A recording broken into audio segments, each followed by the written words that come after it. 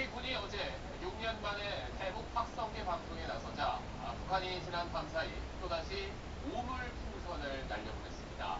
그러면서 우리를 향해서 새로운 대응을 보게 될 거라고도 했습니다.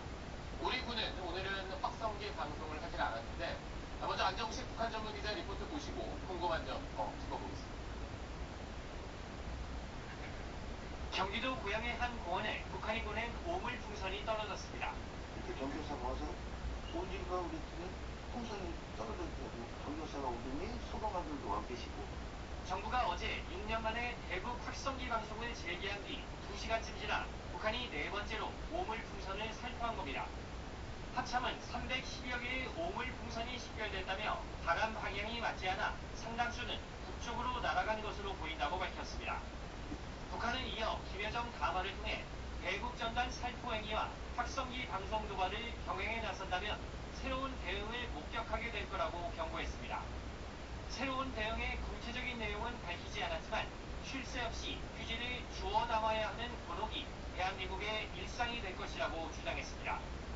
군은 어제 확성기 방송의 추가 실시 여부는 전적으로 북한에 달려있다고 경고했고 북한이 다시 오물풍선을 보낼 만큼 오늘도 확성기 방송을 할 것으로 예상됐습니다. 하지만 전략적 유연성을 발휘해 상황을 관리할 필요성이 있다며 방송을 하지 않았습니다. 전략적, 작전적 상황을 고려해서 융통성 있게 작전을 시행합니다. 정부는 북한이 김여정 담화에서 수행 소환을 하고 있다고 판단하는 것으로 알려졌습니다.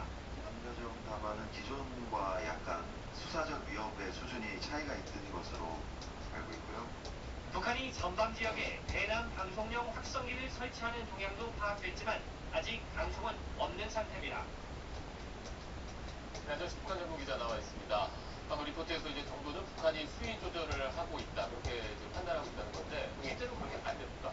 이 북한만을 보면은요, 네. 두 가지 측면이 다 들어 있습니다. 먼저 우리 군이 어제 대북 확성기 방송을 다시 재개할지 여부는 전적으로 북한에 달려있다 이렇게 경고를 했는데 경고를 하자마자 어제 또 오물풍선을 보냈거든요. 네. 그리고 또 김여정 담화를 보면 새로운 대응을 하겠다 이렇게 경고를 하고 있는 부분은 그래 한번 붙어보자 이렇게 강하게 나오는 메시지가 분명히 있다고 봐야 되고요. 반면에 이 김여정 담화를 보면 북한이 극도로 민감해하는 대북 확성기 방송에 대해서 예를 조준 타격을 하겠다라는 식의 강한 반응은 없습니다. 또 담화의 마지막 문장을 좀 보면요. 서울이 더 이상의 대결 위기를 불러오는 위험한 짓을 당장 중지하고 자숙할 것을 엄중히 경고한다 이렇게 되는데 이 부분은 북한도 사패 확산을 원하지 않는다 이렇게 읽히는 부분이 있거든요. 그러니까 북한은 결국 두 가지 메시지를 동시에 내고 있는데 우리 정부가 후자의 무게를 두면서 상황 관리를 하는 쪽으로 선택했다 이렇게 좀 봐야 될 것 같습니다. 그러면 김여정 담화에 나왔던 새로운 대응이라는 건 어떤 걸 의미하는 겁니까? 이 담화 문맥으로 보면은요, 쉴 새 없이 휴지를 주워 담아야 한다라고 했으니까 오물풍선을 더 많이 보내거나 아니면 풍선을 공중에서 터뜨리게 하면 오물이 이제 바닥에 막 흩어질 거 아닙니까? 이런 걸 통해서 우리 국민들을 좀 짜증나게 만들겠다 이런 측면이 있는 것 같고요. 또 한 가지는 상황에 따라서는 확성기 시설에 대한 북한의 군사적인 타격 이것도 열어놓고는 봐야 될 것 같습니다.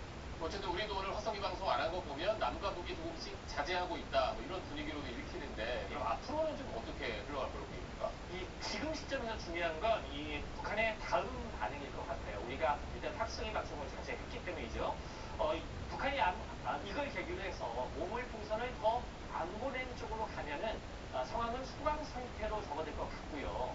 반면에 북한이 추가 행동에 나서거나 이번 사태가 진정되기 전에 우리 민간단체에서 추가적으로 대북전단 살포에 나서면 사태가 다시 악화될 가능성도 배제할 수